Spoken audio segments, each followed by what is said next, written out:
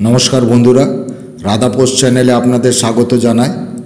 আমরা বড়দের মুখে ছোট থেকেই একটা কথা শুনে আসছি যে জন্ম, মৃত্যু আর বিবাহ এই তিন আগে থেকেই নির্ধারিত করা থাকে। অর্থাৎ এই তিনটে জিনিস ভগবান আগের থেকেই ঠিক করে দেন এবং এর উপর কারোর কোনো হাত থাকে না। কিন্তু এই কথাটা কি পুরোপুরি সত্য? আমাদের অনেকের অনেক সময় মনে একটা চিন্তা আসে যে যদি সব কিছুই আগের থেকে ঠিক করা থাকে তাহলে ধর্ম, কর্ম, পূজা, প্রার্থনা এসবের কী অর্থ? এই বিষয়ে আসল সত্যটা কি সেটা ভগবান শ্রীকৃষ্ণ স্বয়ং বলেছেন। তাহলে চলুন দেরি না করে জেনে নেওয়া যাক ভগবান শ্রীকৃষ্ণের এক পরম ভক্তের কাহিনী। যার কুষ্ঠিতে মৃত্যুযোগ ছিল, সেই ব্যক্তিটির চিকিৎসা করতে গিয়ে ডাক্তার বলেই দিয়েছিলেন তার বাঁচার আর কোনো সম্ভাবনা নেই। বন্ধুরা, আজকের এই ভিডিওতে আমি এমন একজন ব্যক্তির কাহিনী আপনাদের শোনাবো, যার কাহিনী শোনার পর ভগবান শ্রীকৃষ্ণের প্রতি আপনার ভক্তি, ভালোবাসা দুটোই বেড়ে যাবে। ভিডিওটি শুরু করার আগে আপনারা যারা এই চ্যানেলে নতুন ভিডিওটি দেখছেন তারা চ্যানেলকে অবশ্যই সাবস্ক্রাইব করুন এবং বেল বাটনটি প্রেস করে রাখুন, যাতে করে এরকম নতুন ভিডিও সবথেকে আগে আপনার কাছে পৌঁছে যেতে পারে।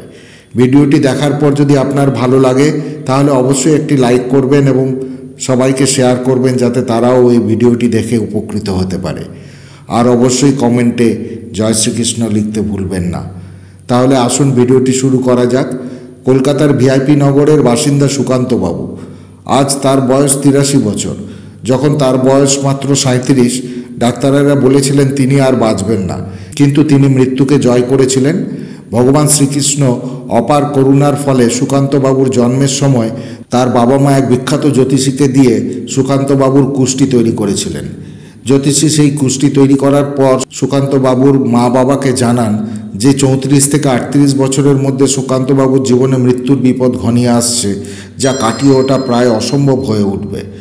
সুকান্তবাবুর মা বাবা তখন নিজের সন্তানের কুষ্ঠিতে মৃত্যুযোগ দেখে প্রচণ্ড ভয় পেয়ে গিয়েছিলেন, কিন্তু তারা সুকান্তবাবুকে এই কথা কখনো জানাননি। বাল্যকাল থেকেই সুকান্তবাবু ভগবান শ্রীকৃষ্ণের প্রতি গভীর নিষ্ঠাবান ছিলেন। যখন তিনি প্রথমবার নিজের বাবা মায়ের সাথে বৃন্দাবন যান, তখন তার বয়স মাত্র 7 বছর। বৃন্দাবনে তার পরিবার এক সিদ্ধ সাধকের দর্শন লাভ করেন, যিনি তাদের বলেছিলেন অনেক পুণ্যকর্মের কারণে একটি আত্মা মানবজনিতে জন্মগ্রহণ করতে পারে। তাই মানবজনিতে জন্মগ্রহণ করার পর মানুষের প্রধান কর্তব্য হলো দরিদ্রের সেবা করা, পশু পাখির সেবা করা, ধর্মের পথে চলা, ভগবান শ্রীকৃষ্ণের নাম জপ করা, কীর্তন করা, ভজন গাওয়া এবং গীতা পাঠ করা।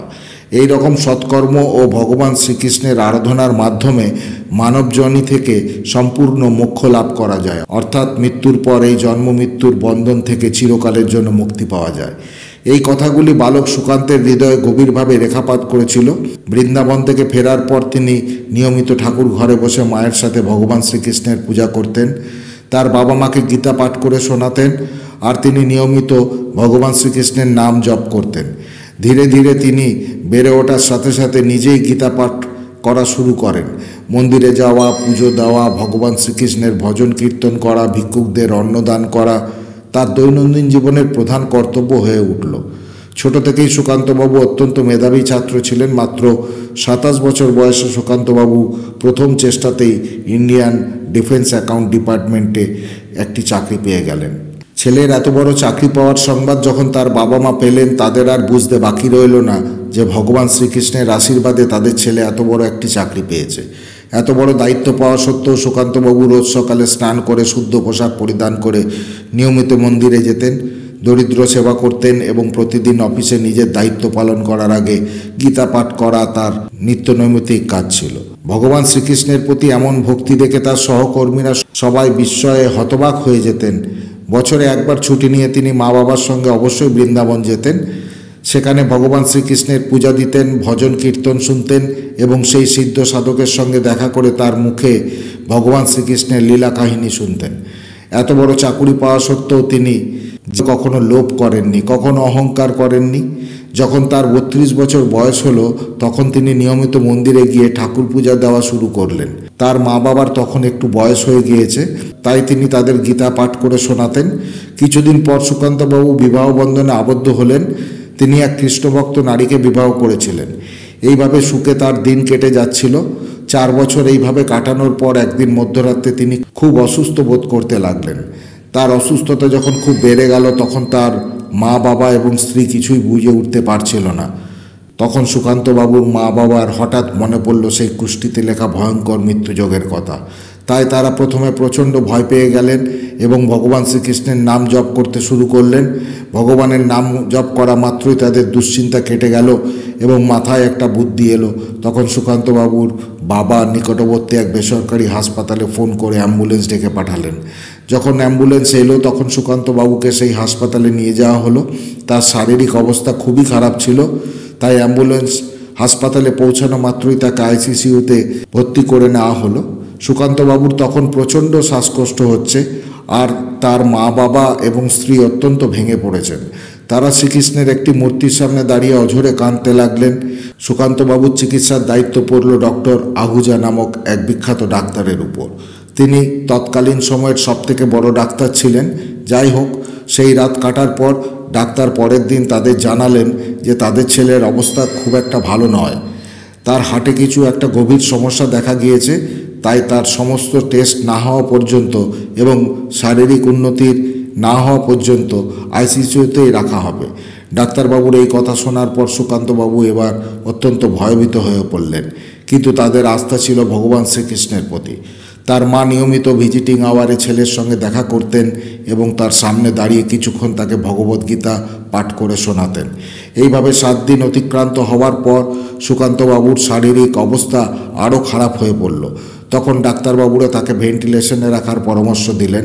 সমস্ত টেস্ট এবং সব কিছু করার পর ডাক্তারবাবু সুকান্তবাবুর পরিবারকে জানালেন যে তার হাতে করার মতো আর কিছুই নেই, এখন সব কিছুই ভগবানের উপর নির্ভর করছে।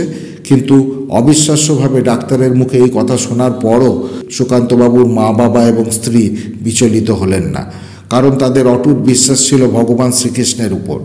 তারা প্রতিদিন ভোরবেলা উঠে স্নান করে শুদ্ধ কাপড়ে মন্দিরে যেতেন এবং ভগবান শ্রীকৃষ্ণের পূজা দিয়ে ভগবানের সামনে বসে সুকান্তবাবুর জন্য প্রার্থনা করতেন। সুকান্তবাবুর বাবা মা এবং স্ত্রী দীর্ঘক্ষণ শ্রীকৃষ্ণের দিকে তাকিয়ে বসে থাকতেন। আর তারপর একদিন পরম করুণাময় ভগবান শ্রীকৃষ্ণ এমন লীলা দেখালেন যা শুনলে আপনারাও হতবাক হয়ে যাবেন। ভেন্টিলেশনের টানা 2 দিন অবচেতন হয়ে পড়ে থাকার পর সুকান্তবাবু হঠাৎ একটি স্বপ্ন দেখলেন। স্বপ্নে তিনি দেখলেন তিনি অবচেতন হয়ে পড়ে আছেন এবং তার মাথায় হাত বুলিয়ে দিচ্ছেন স্বয়ং ভগবান শ্রীকৃষ্ণ। এই আশ্চর্য কথা তিনি সুস্থ হবার পর তার পরিবারকে জানান। এই দৃশ্য অনুভব করার পর তিনি ভগবান শ্রীকৃষ্ণকে স্পর্শ করার জন্য তার চোখ খুলে ফেলেন। এই চোখ খোলার দৃশ্য দেখে উপস্থিত নার্স দ্রুত ডাক্তারকে খবর দিল। ডাক্তার এসে সুকান্তবাবুকে দেখে খুবই অবাক হলেন, কারণ সুকান্তবাবুর সেই অবস্থায় চেতনা ফিরে পাওয়ার কোনো সম্ভাবনাই ছিল না। ডাক্তাররা দেখেন সুকান্তবাবু সচেতন অবস্থায় নিজের চারপাশে কিছু একটা দেখার চেষ্টা করছেন। সঙ্গে সঙ্গে তার পরীক্ষা করা হলো এবং সমস্ত কিছু টেস্ট করে জানা গেল যে সুকান্তবাবুর শরীর আগের থেকে অনেকটাই সুস্থ আছে। ডাক্তারবাবুরা এই ঘটনাটি মিরাকেল বলে সম্বোধন করলেও সুকান্তবাবুর মা বাবা এবং স্ত্রী বুঝেছিলেন এই সব কিছুই সম্ভব হয়েছে ভগবান শ্রীকৃষ্ণের আশীর্বাদে।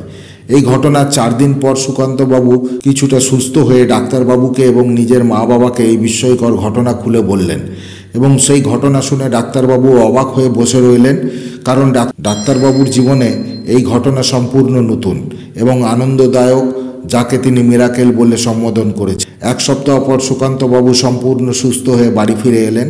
তার কুষ্ঠির মৃত্যুযোগ তিনি এইভাবে এড়িয়ে যেতে সক্ষম হয়েছিলেন। সুকান্তবাবুর মা বাবা পরলোক গমন করলেও তিনি আজও জীবিত আছেন এবং তার স্ত্রীর সাথে এই 83 বছর বয়সেও ভিআইপি নগরের বাড়িতে অত্যন্ত আনন্দের সঙ্গে জীবন কাটাচ্ছেন। বন্ধুরা, বলা হয় যে নিয়মিত শুদ্ধ মনে ভগবান শ্রীকৃষ্ণের নাম জপ করলে, ভগবানের কীর্তন বা ভজন শ্রবণ করলে এবং গীতা পাঠ করলে ব্যক্তির জীবন থেকে নানান রকম বাধাবিঘ্ন বা দুঃখ কষ্ট দূর হয়ে যায়, আর্থিক উন্নতির পথ প্রশস্ত হয়, এমনকি মৃত্যু ভয় পর্যন্ত কেটে যায়। তাই নিয়মিত ভগবান শ্রীকৃষ্ণের নাম জপ এবং গীতা পাঠ অবশ্যই করবেন এবং সময় পেলে অবশ্যই ভগবান শ্রীকৃষ্ণের লীলা কাহিনী শ্রবণ করবেন। বলা হয় এই 4টি বিষয় কখনো লজ্জা পাওয়া উচিত নয়: পুরাতন কাপড়, বয়স্ক মা বাবা, দরিদ্র বন্ধু এবং সাধারণ জীবনযাপন। এই পৃথিবীতে আমরা কে কতদিন বেঁচে থাকব সেটা আমরা জানি না। আর এটা গুরুত্বপূর্ণ বিষয়ও নয়। গুরুত্বপূর্ণ বিষয় হলো আমরা মানুষের মনে কতদিন বেঁচে থাকব। মানুষের জ্ঞানের পরিচয় পাওয়া যায় তার কথায়, যোগ্যতার পরিচয় পাওয়া যায় তার কর্মে, আর বংশের পরিচয় তা পাওয়া যায় তার ব্যবহারে। যারা বাড়িতে ছোট তাদের কাছে একটাই অনুরোধ যে বাড়ির গুরুজনদের সাথে কিছুটা সময় ব্যয় করো, কারণ ইন্টারনেট বা গুগল এ সব কিছু পাওয়া যায় না। জীবনে আমাদের এত অহংকার কেন? ঘুম ভাঙলে সকাল আর না ভাঙলেই পরকাল। বন্ধুরা, এই ভিডিওটি এবং শ্রীকৃষ্ণের এই কাহিনীটি যদি আপনার ভালো লাগে তাহলে অবশ্যই একটি লাইক করবেন এবং কমেন্ট বক্সে অবশ্যই ভক্তি সহকারে জয় শ্রীকৃষ্ণ লিখবেন। সকলে ভালো থাকুন, সুস্থ থাকুন। দেখা হবে পরের ভিডিওতে। জয় শ্রীকৃষ্ণ। রাধে রাধে।